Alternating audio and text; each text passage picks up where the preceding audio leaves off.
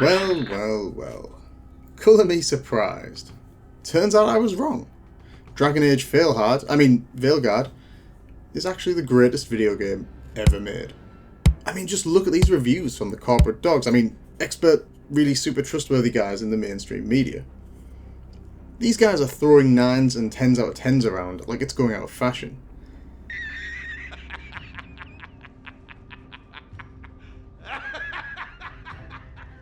Meanwhile, honest reviewers are having their reviews struck by BioWare, or just not being given a review code despite being invited to early access. And come on, these guys are just beyond stupid. The fools at IGN gave Dragon Age Origins an 8.7 out of 10. At least try to make your biased reviews believable.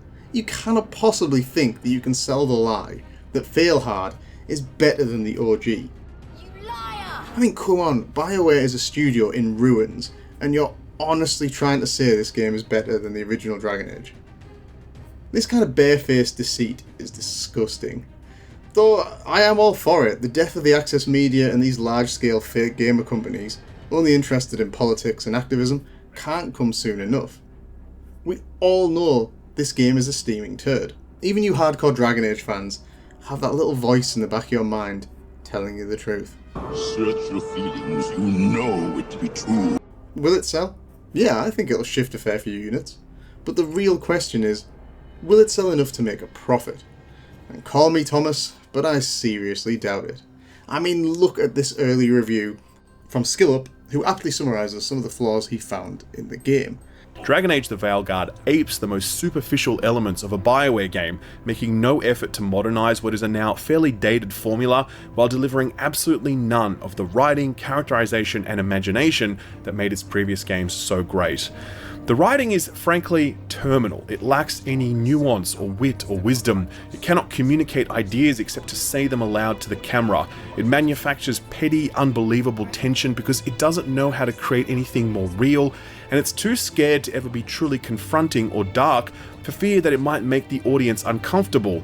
Every interaction between the companions feels like HR is in the room, and every interaction led by the main character, Rook, sounds like he's addressing an under-12 soccer team before a semi-final, or teaching toddlers how to properly share toys. Look at the stark contrast between this and what IGN and the mainstream are reporting.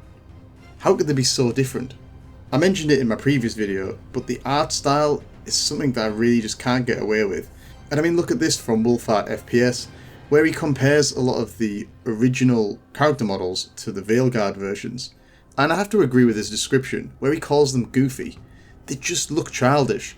Personally, I think a lot of people have sort of skirted around the issue when they've had the early access or done their review.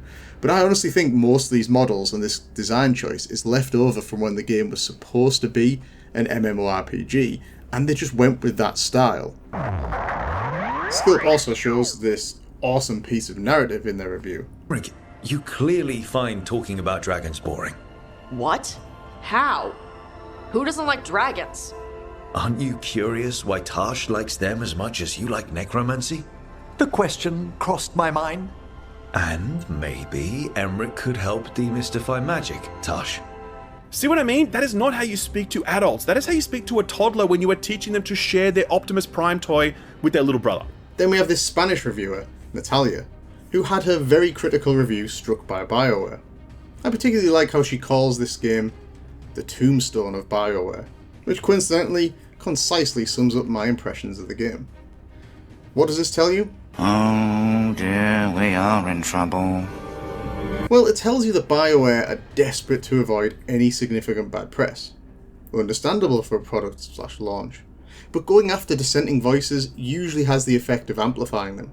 And why would a big dev like BioWare bother if they had faith in their product? Simply put, they wouldn't. Looking at these early reviews, the game not only has all the political controversy and more that I covered in my previous video, but the game itself is buggy, poorly developed, has a boring plot, as well as AI-generated dialogue.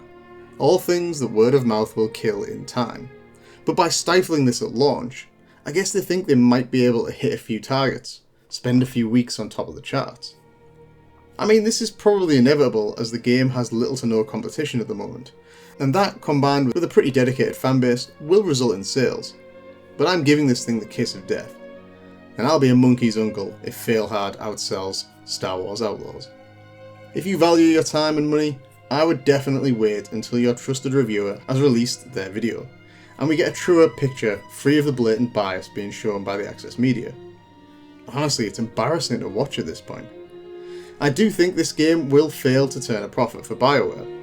If we take account of their last decade's worth of releases, we have the middling success of the Mass Effect Legendary Edition, the monumental failure of Anthem, a break-even or debatable small profit from Mass Effect Andromeda, and the cancelled Shadow Realms game. Not exactly a successful decade. And because of this, I do think the pressure is on BioWare. This isn't the same team that made the games that made this studio great. Those devs have long since departed. Equally, EA only likes one thing: money. So with that in mind, this game could well be the coup de grace for BioWare. Draco Dormens nunquam titilandus. And as always, f*** Erebus.